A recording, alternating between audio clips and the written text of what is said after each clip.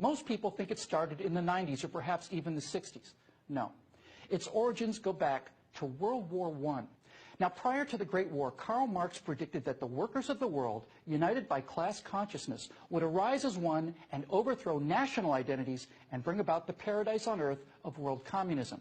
They considered this not theory, but science, accepted fact, and war would be the trigger. War came. The biggest, most appalling, most horrific war imaginable came. But communist revolution only came to agrarian, backwards Russia, which was practically a feudal country, and not to the modern, capitalist, industrialized nations like England and Germany and the United States, as communist science had assured the world that it would. Now, as the dust settled on the Great War, a group of Marxist philosophers decided to form an institute, a think tank, to analyze what had gone wrong. It was originally to be called the Institute for Marxism and would be similar to the Marx-Engels Institute in Moscow. But some worried that the Institute for Marxism might be a little bit too, well, actually a little bit too honest. So they decided instead to name it the Institute for Social Research. Based at Frankfurt University in Germany, the Institute for Social Research opened its doors on July 22, 1924, and over a short period of time, this Marxist brain trust became known simply as the Frankfurt School. The Frankfurt School's problem was very simple. The workers, seduced by the material successes and general prosperity provided by capitalism, were too blinded, that's the word they often use, blinded, by this prosperity and relative well-being to recognize their class consciousness and bring about the communist revolution. Someone else would have to be the vanguard. But who? Now, while these Marxist intellectuals are trying to figure out who the new vanguard of the revolution was going to be, another problem arose. Nazism was on the rise in Germany. Many of these intellectuals were Jewish communists, doubly unwelcome in Hitler's Third Reich. So in 1934, they moved the Institute for Social Research out of Frankfurt and took refuge in America, specifically at Columbia University in New York City. The Institute for Social Research remained at Columbia until 1951, when it returned to Europe. Presumably, it wasn't very far from the Columbia School of Journalism, which awards the Pulitzer Prize. But it was while it was here in America that the Institute, still informally known as the Frankfurt School, did its most important work. The great insight gained by the Frankfurt School was to divorce Marxism from economics and marry Marxism to the culture. And the fruit of this fundamental change in strategy is known as critical theory. Now, the theory of critical theory is simply to criticize. I know it sounds silly when you put it so plainly, but really, that's all there is to it. You see, the Frankfurt School found their new vanguard for the revolution against Western civilization, and it was going to be the dispossessed.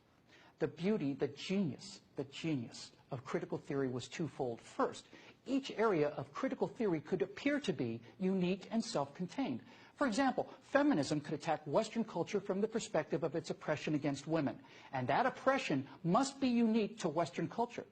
No mention was made of what the ancient Chinese or the Aztecs or the Persians or anyone else, how they had treated women. Only the oppression of women in the West was on the table.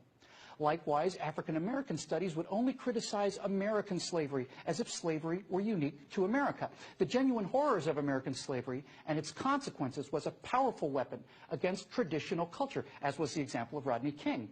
But to quote the black African King Gezo, who said in the 1840s, quote, "The slave trade is the ruling principle of my people. It is the source and the glory of all their wealth. The mother lulls the child to sleep with notes of triumph over an enemy reduced to slavery."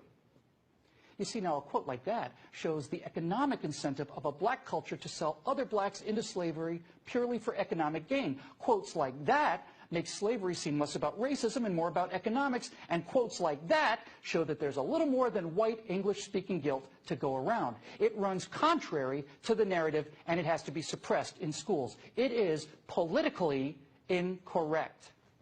Preeminent psychologist and Frankfurt School co-founder Erich Fromm argued that there were no real sexual differences between men and women, and that the roles they played in traditional Western culture were simply that, roles assigned to them by the culture. So now gender studies could launch critical theory attacks and claim that all of the oppression of homosexuals or women throughout history were due merely to Western culture and the corrupt patriarchy of dead white men.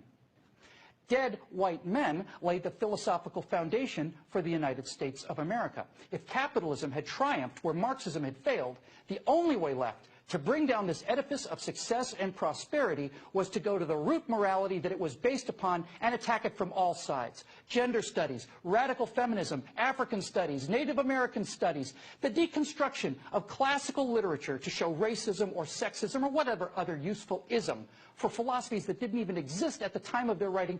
All of these programs, and all they do is inculcate and aggravate a sense of rage, separatism, and victimology, and assign to the only culture that actually tries to eradicate these injustices the solo-ness of their origins.